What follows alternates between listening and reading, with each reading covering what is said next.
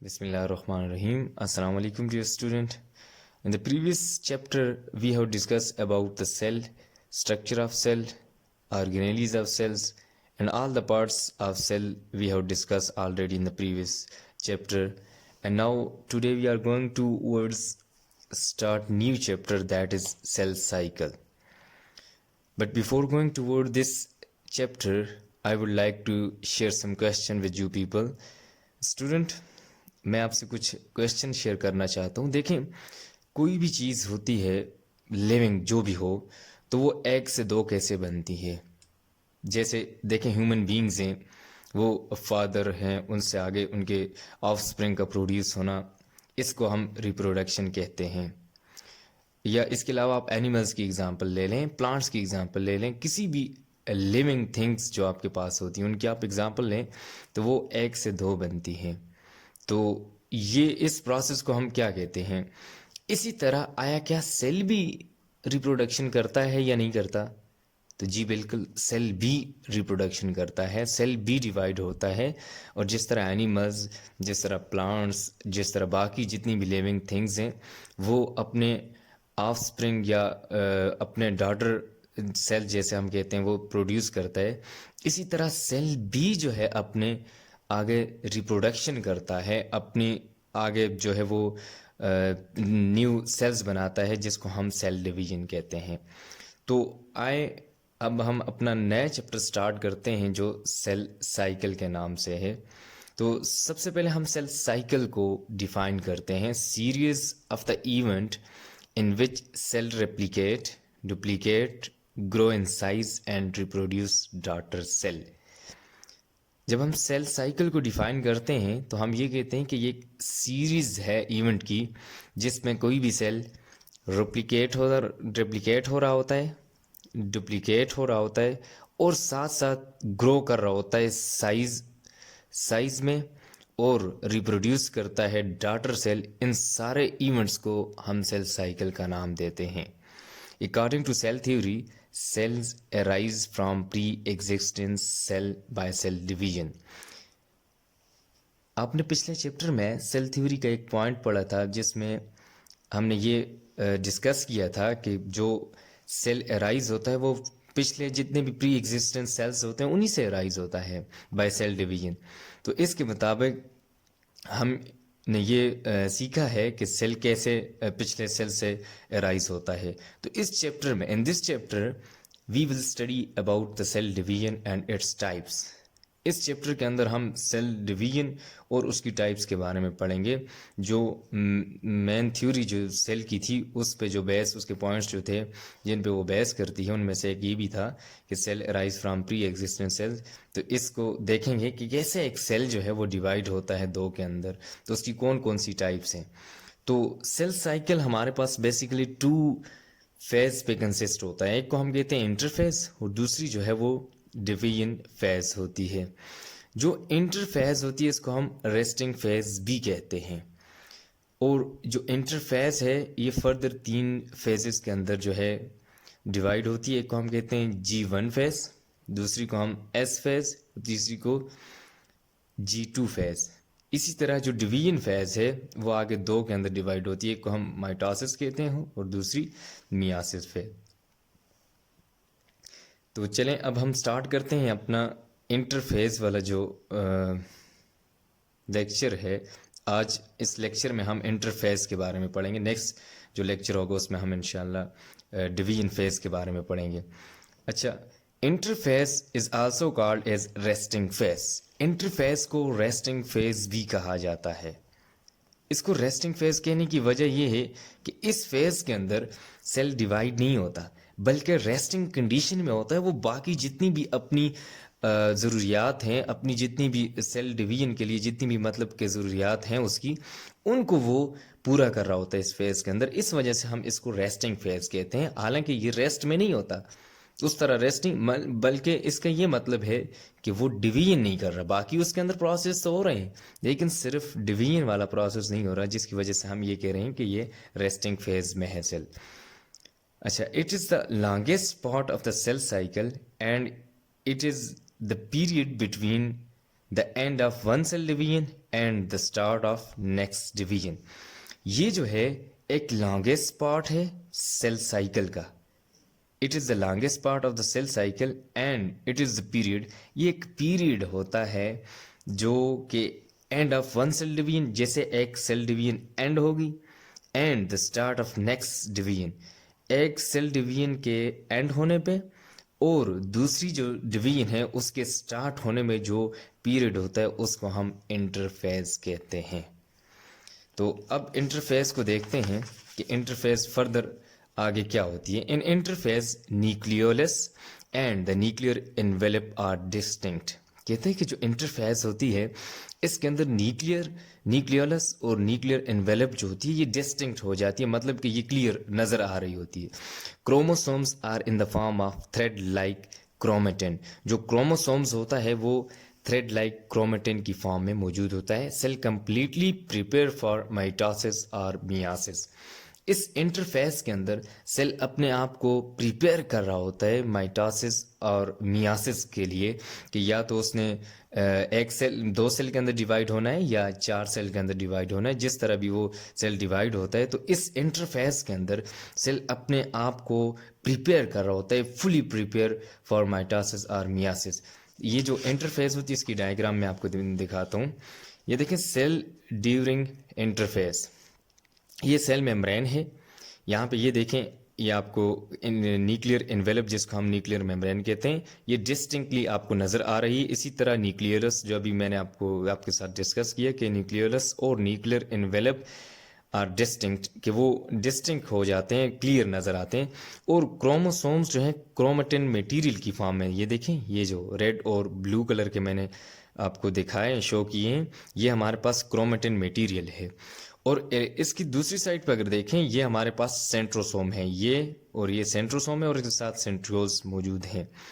अब सेंट्रियोल से ये आगे एस्टर्स जो हैं वो एराइज हो रहे हैं और ये आगे स्पिंडल फाइबर्स में हेल्प करते हैं, जो कि आगे मूव करके न्यूक्लियस के दोनों साइड्स पे चले जाते हैं और फिर उसको डिवाइड होने में हेल्प करते हैं।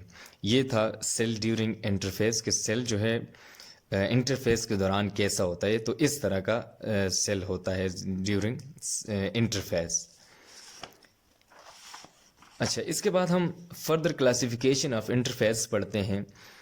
Interphase is further divided into 3 sub phases. One is G1 phase, second is S phase and third one is G2 phase. So starting with the G1 phase, G stand for gap. G जो है वो gap के लिए stand होता है, कि इसका ये मतलब ये जो जी हम लिखते हैं G1, it means it stand for gap. It means पहला जो गैप है उसको हम G1 फेज कहते हैं। G1 first and longest phase of interphase, ये पहली और लॉन्गेस्ट फेज होती है इंटरफेज की। जिस तरह हमने इंटरफेस को कहा था कि वो लॉन्गेस्ट फेज होती है, इसी तरह अब जो इंटरफेस की लॉन्गेस्ट और पहली जो फेज होती है उसको हम कहते हैं G1 फेज। अच्छा, cell undergo internal chemical changes, newly cell grow in size and prepare the daughter cell for DNA replication. कहते हैं इस दौरान G1 फेज के दौरान सेल के अंदर जो है केमिकली चेंजेस हो रही होती हैं और इसके अलावा जो नया सेल बना होता है वो ग्रो कर रहा होता है साइज के अंदर और वो अपने आप को प्रिपेयर कर रहा होता है जो डॉटर सेल है DNA रेप्लिकेशन के लिए। जो डॉटर सेल आगे रिप्रोड्यूस हुआ है उसने अपने आप को DNA रेप्लिकेशन के लिए प्रिपेयर करना होता है। ये होती है हमारे पास G1 फेज। और इसके अलावा G1 फेज के अंदर और क्या फंक्शंस होते हैं? In G1 phase ribosomes, RNA and several enzymes are synthesise.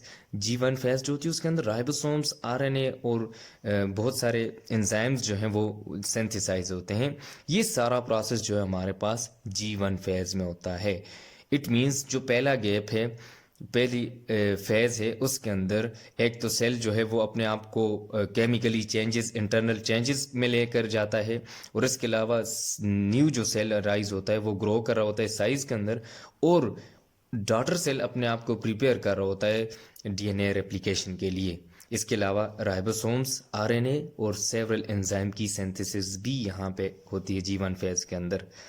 इसके बाद अगर हम देखें S phase, S stand for synthesize phase. In this phase the cell duplicates its chromosomes. इस फेज के अंदर एस फेज जो है, जो सेल होता है वो अपने क्रोमोसोम्स को डुप्लीकेट कर रहा होता है, उसकी कॉपी बना रहा होता है. DNA of chromosomes is copied. Replication of DNA. DNA जो है वो क्रोमोसोम्स का जो डीएनए होता है वो अपने आप को कॉपी कर रहा होता है, जिसको हम कहते हैं replication of DNA. And new protein molecule are attached. और नया मालिक्यूल जो होता है, क्योंकि डीएनए और क्रोमोसोम्स के अंदर प्रोटीन इन्वॉल्व होता है, वहाँ उसका कंपोनेंट होता है, तो इसमें एक नया प्रोटीन जो मालिक्यूल जो है वो एड अप हो जाता है एस फेज के अंदर. अच्छा, chromosomes consist of two sister chromatids. जो क्रोमोसोम्स होता है वो टू सिस्टर क्रोमेटिड्स के पे कंसिस्ट होता है. अब सिस्टर क्रोमेटिड्स का क्या मतलब? ऐसे क्रोमेटिड्स जो साइज में भी इक्वल हों, होमोलोगस हों और एक ही क्रोमोसोम्स के क्रोमेटिड्स हों, उनको हम सिस्टर क्रोमेटिड्स कहते हैं. अब देखें, जिस तरह फॉर एग्जांपल ये हमारे पास होमोलोगस क्रोमोसोम्स हैं, ये वाले, तो ये जब डिवाइड होते हैं, रेप्लिकेशन हो रही होती है इनकी कॉपी, तो ये आगे देखें, ये ब्लैक कलर से मैंने शो किया और ये वाले भी ब्लू कलर से मैंने शो किए हैं. अब ये जो हैं, ये वाले, इनको हम कहते हैं सिस्टर क्रोमेटिड्स. ये वाले ये एक दूसरे के सिस्टर क्रोमेटिड्स हैं और इसी तरह ये भी सिस्टर क्रोमेटिड्स है. जब आगे माइटोसिस होती है या मियासिस, तो अब देखें इसमें इधर से एक इधर चला जाता है एक सिस्टर क्रोमेटिड और यहाँ से एक इधर आ जाता है, और इस तरह इधर से एक इधर आ जाता है और इधर से एक इस साइड पे आ जाता है. तो ये जो sister chromosomes in separate cells. अब देखें, एक सेल ये है और एक सेल ये है. इसके अंदर देखें, एक क्रोमोसोम सिस्टर क्रोमोसोम्स एक इस सेल के अंदर आ गया, ये जो सेल बन गया, और एक जो है इधर. अब एक ये और ये जो हैं हमारे पास सिस्टर क्रोमोसोम्स हैं या सिस्टर क्रोमेटिड्स इनको हम कहते हैं. In this phase cell show continuously growth. इस फेज के अंदर सेल जो है कंटिन्यूसली अपनी ग्रोथ शो कर रहा होता है. सिंथेसाइजिंग फेज है और इसके अंदर वो अपनी ग्रोथ कंटिन्यूसली शो कर रहा होता है. Along with growth, protein and enzymes are also synthesized. कहते हैं कि जो ग्रोथ के साथ साथ इसमें प्रोटीन्स और एंजाइम्स की भी सिंथेसिस हो रही होती है. ये नहीं है कि सिर्फ G1 फेज हुई उसके अंदर एंजाइम्स की सिंथेसिस हुई, बल्कि इसके अंदर भी प्रोटीन और एंजाइम की सिंथेसिस होती रहती है. These enzymes and protein are involved in DNA synthesis. ये जो एंजाइम्स एस फेज के अंदर एंजाइम्स और प्रोटीन सिंथेसिस होते हैं, ये इन्वॉल्व होते हैं डीएनए सिंथेसिस के अंदर. अब डीएनए सिंथेसिस का क्या मतलब? कि डीएनए सिंथेसिस का मतलब है कि डीएनए का बनना, डीएनए कैसे बन रहा होता है. ये था हमारे पास एस फेज. अब इसके बाद नेक्स्ट जो फेज है वो हमारे पास G2 फेज है. G2 phase, period between DNA synthesis and the beginning of active cell division phase. ये एक पीरियड होता है G2 फेज, जिसको हम कहते हैं डीएनए, जो एक पीरियड है डीएनए सिंथेसिस और beginning of active cell division के दरमियान, उसको हम G2 फेज कहते हैं. In this phase cell prepare proteins, for example microtubules, framework, spindle fibres required for cell division. अच्छा, इस फेज के अंदर सेल जो है वो प्रोटीन प्रिपेयर कर रहा होता है, माइक्रोट्यूब्यूल्स, फ्रेमवर्क और spindle fibres required for the cell division. जो स्पिंडल फाइबर्स मैंने पिछले चैप्टर में आपको बताया था, जब सेंट्रोसोम्स आपको पढ़ा रहा था कि स्पिंडल फाइबर्स कैसे प्रोड्यूस होते हैं और सेल डिवीजन में कैसे हेल्प करते हैं. उसको रिकॉल कर लीजिएगा, उसमें आप को क्लियर हो जाएगा कि स्पिंडल फाइबर्स कैसे सेल डिवीजन में हेल्प करते हैं. Final event in the interphase with the replication of centrioles and their movement to the nucleus and कहते हैं कि इसमें इंटरफेस के अंदर जो फाइनल इवेंट होता है उसको हम कहते हैं कि वो रेप्लिकेशन ऑफ सेंट्रियोल्स होता है, कि सेंट्रियोल अपनी कॉपी बनाता है and their movement to the nucleus and, कि एक तो वो सेंट्रियोल्स जो होता है वो अपनी कॉपी बना लेता है, इसका फाइनल इवेंट होता है, और साथ साथ वो अपनी मूवमेंट करता है न्यूक्लियस के एंड की तरफ, के न्यूक्लियस का जो एंड होता है उसकी तरफ ये अपनी मूवमेंट शो करता है.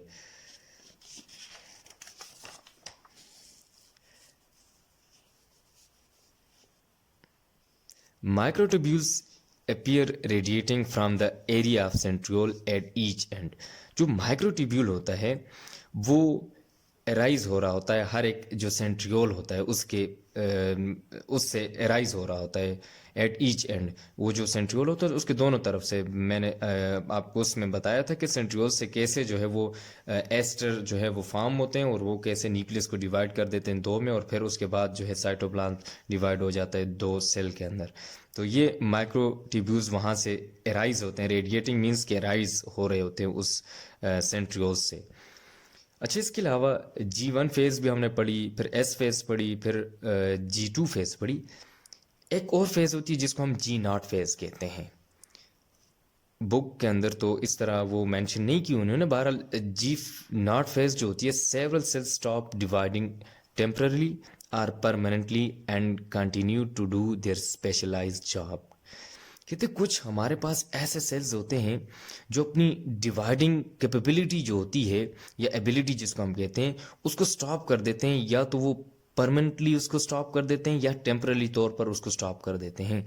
बाज़ तो सेल ऐसे होते हैं वो परमानेंटली, इस वजह से क्योंकि उनका फंक्शन उस पे बेस कर रहा होता है, तो उस वजह से वो परमानेंटली अपने आप जो सेल की डिवीजन होती है उसको स्टॉप कर देते हैं। कुछ टेम्पररी तौर पर कि उनकी कंडीशंस ऐसी आ जाती हैं कि उनको अपनी जो सेल डिवीजिंग वाली एबिलिटी है उसको स्टॉप करना पड़ता है, और फिर दोबारा जब रिटर्न वही कंडीशंस आ जाती हैं सूटेबल कंडीशंस, तो वो दोबारा जो है डिवाइड होने वाली एबिलिटी शो करते हैं। तो इनकी examples, neuron cells remain in G0 for indefinite period of time. जो न्यूरॉन सेल्स होते हैं ये इनडेफिनेट पीरियड ऑफ टाइम में G0 फेज के अंदर रहते हैं, ये शो करते हैं और ये आगे डिवाइड नहीं होते।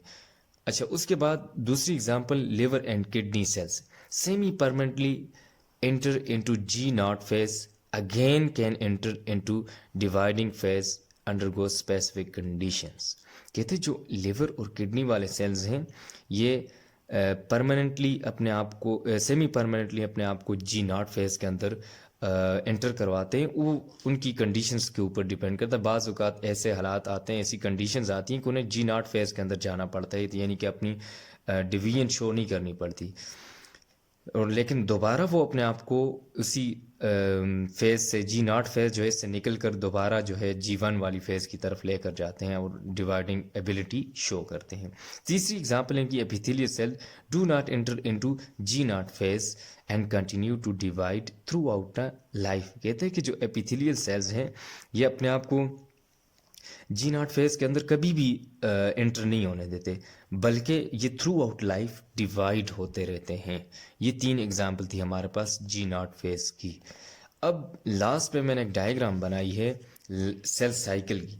तो देखें, एक सेल, ये एक नया सेल बना है, पहले हमारे पास ये सेल, ये साथ में दूसरा सेल है डॉटर सेल, जो हम जिनको हम कहते हैं दो सेल्स अगर बने। अब ये डॉटर सेल आगे अगर वो डिवाइड होने की एबिलिटी है उसके अंदर तो ये G1 फेज की तरफ जाएगा। अगर वो डिवाइड होने वाली एबिलिटी नहीं है, जिस तरह न्यूरॉन सेल्स हैं, तो वो G0 वाली फेज की तरफ जाएगा। यहाँ पे डिवीजन स्टॉप हो जाती है, देखें इस तरफ, यहाँ से इस तरफ चला जाए। अगर उसने डिवाइड होने की, उसके अंदर डिवाइड होने की एबिलिटी है, तो वो यहाँ से इस फेज की तरफ मूव करेगा, G1 फेज की तरफ। और G1 फेज के अंदर वही मैकेनिज्म होगा जो पीछे मैंने अभी आपके साथ डिस्कस किया है, फिर रिकॉल कर लूँगा आगे। फिर ये G1 फेज होके फिर S फेज की तरफ चला जाता है वो सेल, और S फेज से होकर फिर वो G2 फेज की तरफ, और G2 से दोबारा जो है वो माइटोसिस या मियासिस करके सेल जो है वो आगे दो डॉटर सेल्स बना देता है, न्यूली सेल्स। और फिर इसी तरह ये जो अब नया सेल बना है इसी प्रोसेस से होकर दोबारा एक डॉटर सेल की तरफ पहुंचेगा।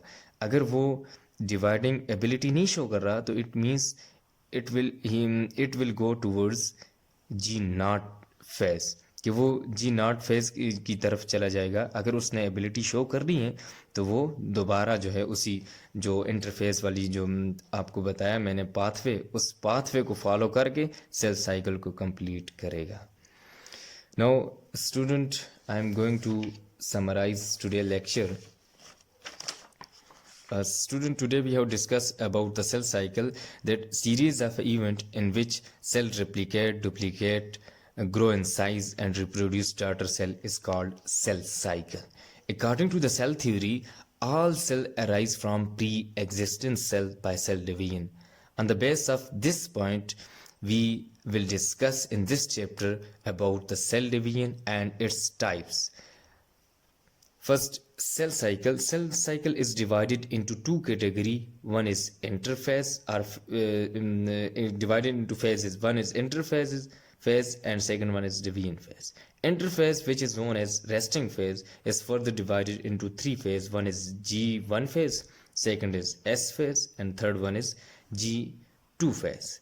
While another phase, which is division phase, is divided into two phases. One is mitosis and second one is meiosis. Here we have discussed about the interphase, which is also called resting phase. It is the longest part of the cell cycle and is the period between end of one cell division and the start of next division. In interphase, nucleolus and nuclear envelope are distinct. Chromosomes are in the form of thread-like chromatin. Cell completely prepare it for mitosis or meiosis. Here you can see the interphase cell during interphase. Here you can see the nuclear envelope, nucleolus and chromatin material, and also centrosome and ester formation. After this, we have discussed about the classification of interphase. That interphase is further divided into three categories, that G1 phase, S phase, and G2 phase.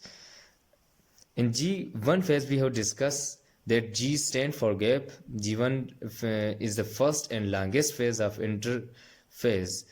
Cell undergoes internal chemical changes. Newly cell grow in size and prepare the daughter cell for DNA replication. In G1, ribosomes, RNA and several enzymes are synthesized. This was all about the G1 phase. Now we summarize the S phase, which is synthesized phase. In this phase, the cell duplicates its chromosomes. DNA of chromosome is copied, which is called replication of DNA, and new protein molecules are attached. After this, microtubules. After this, we have discussed that chromosomes consist of two sister chromatids. I have told you that sister chromatids are those chromatids which are from same chromosomes are present at the same chromosomes. Like here, you can see that these are the sister chromatids, and these are also the sister chromatids. And here one cell, and in the here is another cell in which this one and this one is sister chromatids, and this one and this is sister chromatids.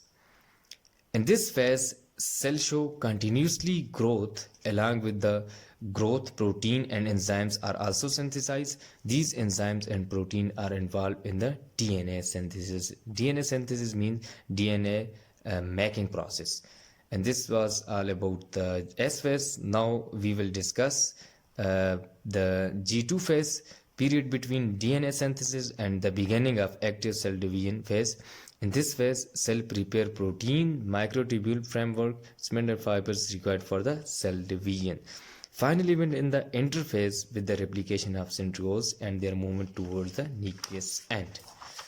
Microtubules appear radiating from the area of centriole at each end. After this, we have discussed the G0 phase, which is not mentioned in your book properly. Several cells stop dividing temporarily or permanently and continue to do their specialized job. For example, neuron cells, liver and kidney cells, epithelial cells. Neuron cells remain in G0 phase for indefinite period of time, while liver and kidney cells undergoes semi-permanently into G0 phase. Again can enter into dividing phase under the specific condition, while the epithelial cells do not enter into G0 phase and continue to divide throughout the life. Here you can see the diagram of cell cycle, that newly cell goes toward the G1 phase if it has the ability to divide, and if it has no ability to divide, then cell will go towards the G0 phase, and If it has ability, then it will absolutely move towards the G1 phase, and after this S phase, and after this it will move towards the G2 phase, and here after G2 phase it will divide into two daughter cell by the process of mitosis. This was all about the cell cycle, student. If you have any problem, you may ask.